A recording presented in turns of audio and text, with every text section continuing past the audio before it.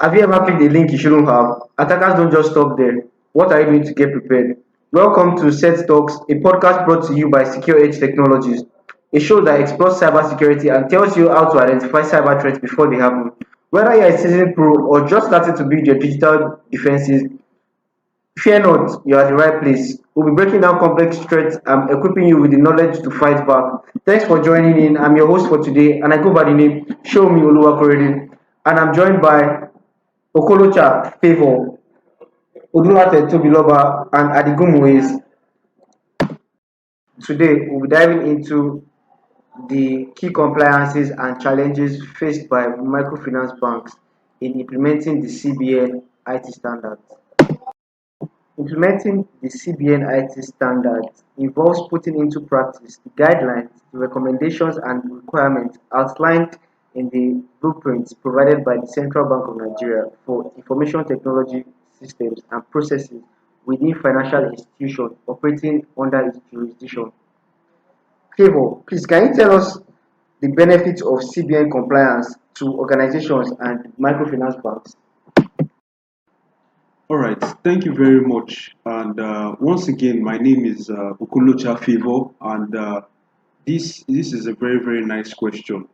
So when you're talking about compliance to these standards, organizations that want to take this giant step of being compliant to these standards want to make a difference, and by that, they want to put themselves ahead of other organizations that are in the same space. So, adhering to these IT standards, organizations are giving or opening themselves to a lot of benefits. There are a lot of benefits that they stand to gain from adhering to these IT standards. Among these benefits include the, or should I say, an improved interoperability. Uh, by an improved interoperability, what I mean by that, this just refers to the ability of their different systems, their different devices, their different softwares to be able to communicate and exchange data and work together effectively. So this is one very important benefit that organizations are very much open to when they adhere to these IT standards.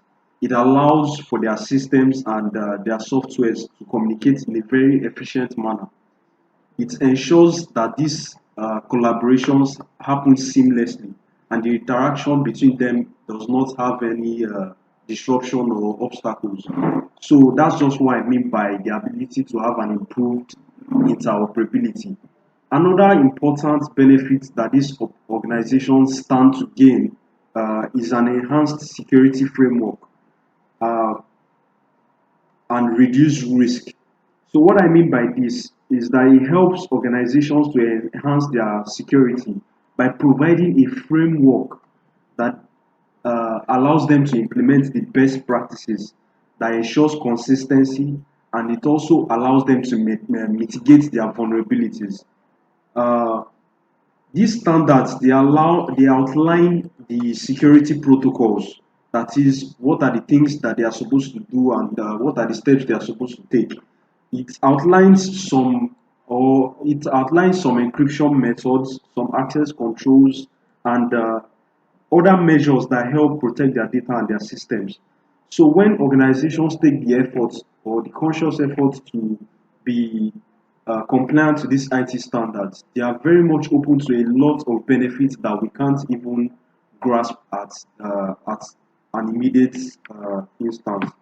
So yeah, that's just a summary of a lot of the benefits that they stand to gain once they are compliant to these IT standards. So, Favour, are you saying that any organization compliant to the standards have upper edge against their competitors? Yes, very much. They have the upper hand, uh, and it also helps in putting their reputation at the higher position. When as a customer, when you're looking to pick between organizations to work with, there are certain areas that you look at. You look at their uh, how how in line they are with global practices or standards. So these are some little things that customers or people that are willing to do business with these organizations will look at when looking out for them. Thank you. Thank you very much for that. Right now, we'll be talking about the compliance areas. I mean, the areas of which CBN has instructed organizations to follow. Muiz, please can you tell us um, some of the compliance areas organizations have been instructed to follow? Yes, thank you, Korede, for having me on this podcast. My name is Adigun Muiz. I'm a cybersecurity analyst at Secure Edge Technologies, and I'll be diving into one of the key compliance areas: data protection and privacy. That's the first key compliance I'll be talking about. Microfinance banks must implement robust measures to protect customer data and sensitive financial information from unauthorized access, breaches, or misuse. This includes encryption, access controls, secure storage practices, and regular security assessments. Alright, imagine you are the manager of a local bank. Your job is to keep people's money safe, right? Well, part of that is making sure their personal information like account numbers and password doesn't fall into the wrong hands. This standard says you have to be like a fortress with layers of protection. That means using fancy tech stuff like encryption to scramble data, setting up digital bouncers to control who gets in, and making sure everything is locked up tight. Plus, you have to keep checking for weak spots like a security guard doing their rounds. It's all about getting folks peace of mind that their money and info are safe with you. And also, another key compliance area is training and awareness. Microfinance banks should provide regular training and awareness programs to educate employees about IT security best practices, compliance requirements, and their roles and responsibilities in maintaining a secure IT environment. This includes training on cybersecurity awareness, data protection, and incident response procedures. Okay, let's break it down. Microfinance banks need to teach their employees how to keep things safe and secure when it comes to technology. They do this through regular training sessions to make sure everyone knows the best ways to protect sensitive information and follow the rules. These sessions cover stuff like being aware of cyber threats, keeping data safe, and knowing what to do if something goes wrong. Like if there's a security breach, basically, it's about making sure everyone knows how to keep things running smoothly and securely in the digital world. Yes, thank you for that, Muiz. Thank you. Muiz already gave us an insight on the data privacy compliance area and the training and awareness compliance area. So, Toby, can you enlighten us on some other basic compliance areas that you know? All right, thank you. So my name is Udulape Oluwatobi, and then I'll be looking at this from the risk management point of view. That is, I'll be discussing the risk management as a key compliance area in implementing CBN IT standard. So when it comes down to the risk management, it's there are let's say there are some challenges that organization face when it comes to them implementing a risk management plan. And then in order to overcome this challenge, one of the things that could be done is to ensure that you follow a standard. And then one of the standards that you can follow for this is known as the ISO 31000. So you can try and use that standard in order for you to, the standard is like a framework, yes, which provides a framework for you to like manage your risk.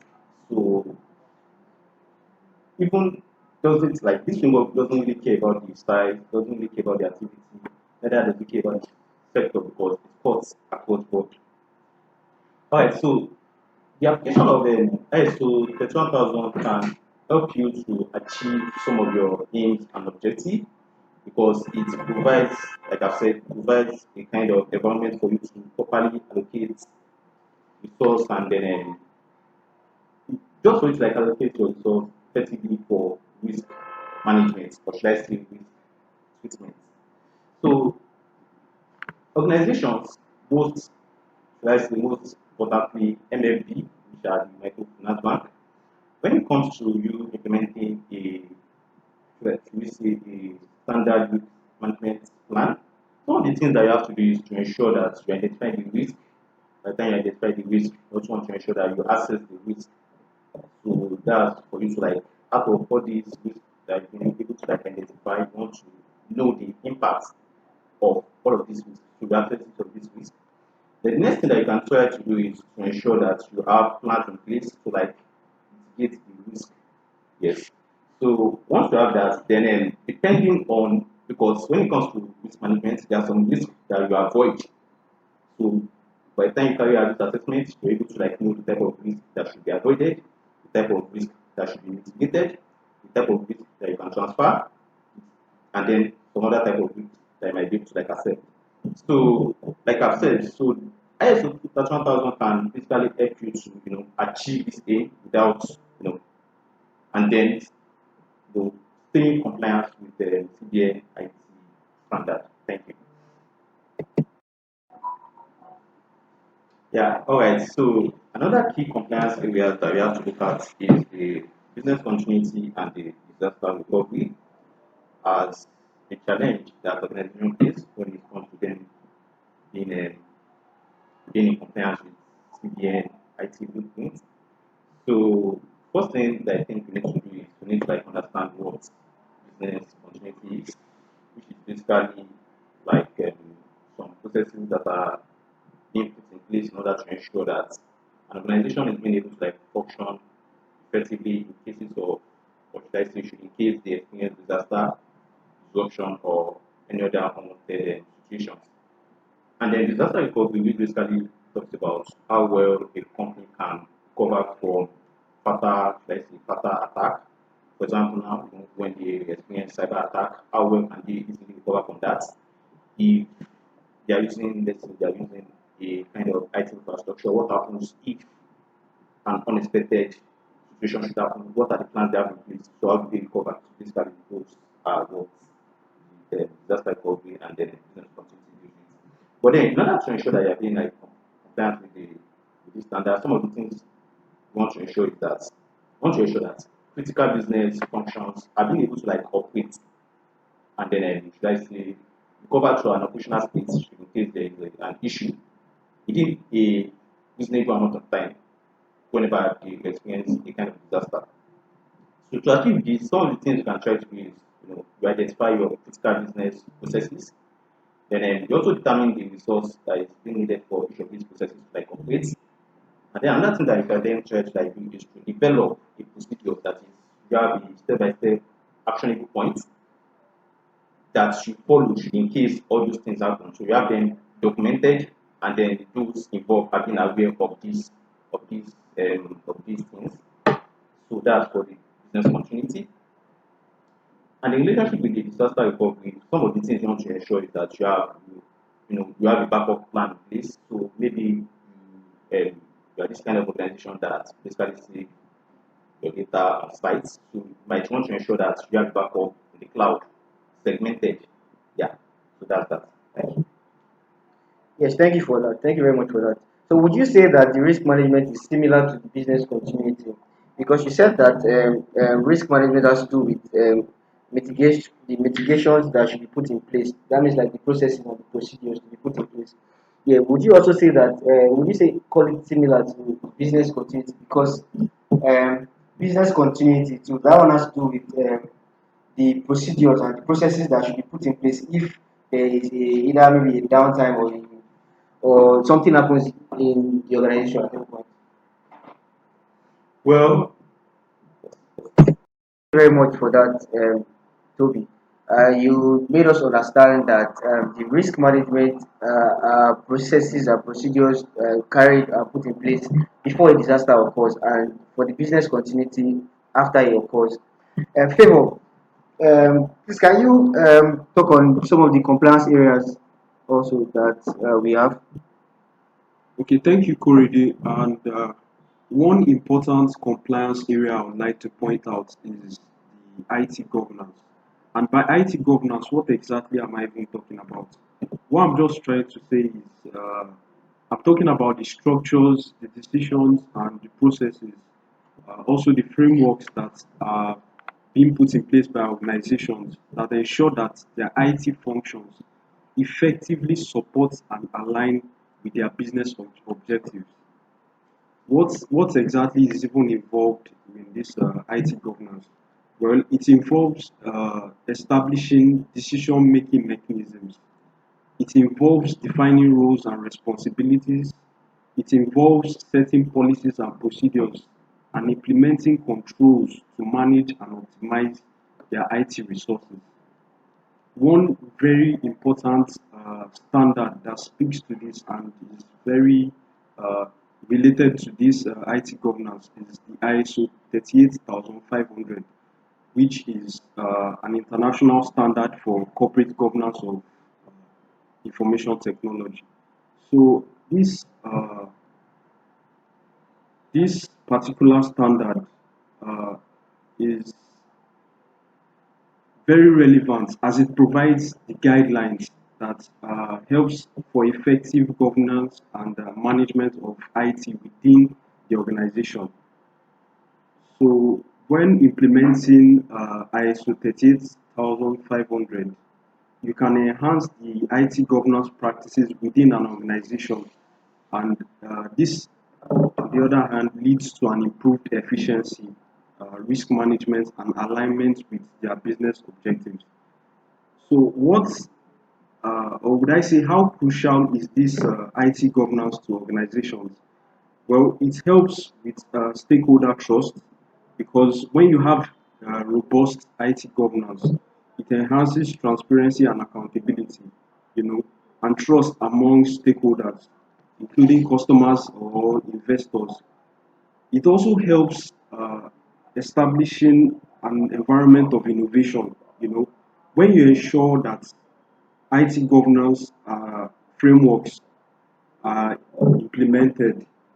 It can foster innovation by providing a structured approach to evaluating and adopting emerging technologies that can drive a competitive edge within that organization or whatever field that organization is directly in, or whichever field they are competing in. So when you talk about IT governance, it's just strategies and structures that are put in place to enable organizations to effectively manage their IT capabilities and mitigate risk, optimize investment, and ensure that the technology that they have supports their business objectives and delivers value to themselves and their stakeholders. So that's just what IT governance is about So can I as ask a you a question? compliance. Uh, who defines the roles and the responsibilities?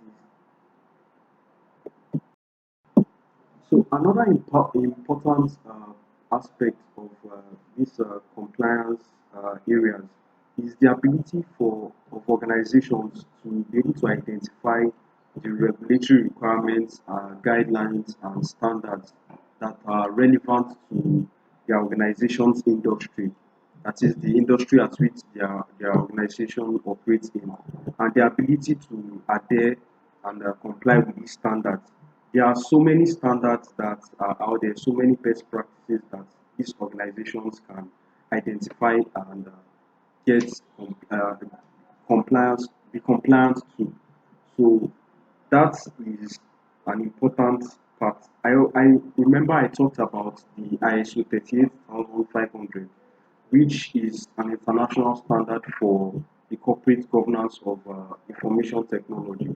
So that's just an example uh, of the numerous of various international standards that we have that organizations can be compliant to if they want to take their organization to the next level, if they want to stand out amongst other organizations, if they want to uh, enhance their reputation in their industry.